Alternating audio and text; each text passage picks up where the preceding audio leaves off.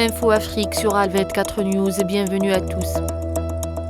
Le parti au pouvoir en Afrique du Sud, le Congrès national africain ANC, a réaffirmé sa position de principe et de longue date de solidarité avec le peuple du Sahara occidental dans sa quête pour l'autodétermination, soulignant que le parti a toujours soutenu depuis sa création les luttes des peuples opprimés à travers le monde entier.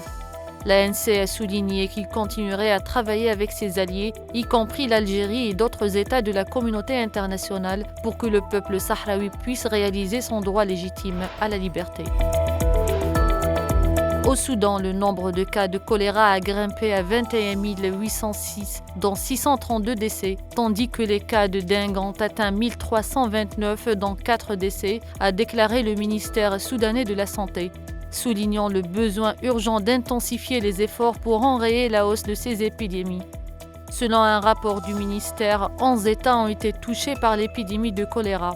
D'autres maladies épidémiques, dont le paludisme et la rougeole, se sont également propagées à travers le pays, a-t-on fait savoir. Au Ghana, de nouvelles mesures vont être prises pour lutter contre l'orpaillage illégal. Alors que la pression de la société civile s'est accentuée ces dernières semaines sur ce sujet sensible. L'exploitation minière illégale, localement appelée galamsey, fait peser de graves risques sur l'environnement en polluant les sols et les cours d'eau de ce pays d'Afrique de l'Ouest, premier producteur d'or d'Afrique.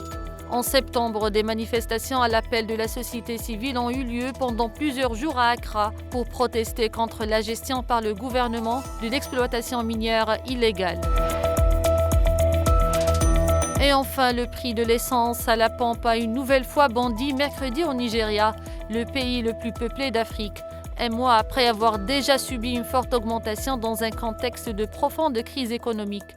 Début septembre, la compagnie pétrolière nationale NNPC avait déjà augmenté les prix de 45%.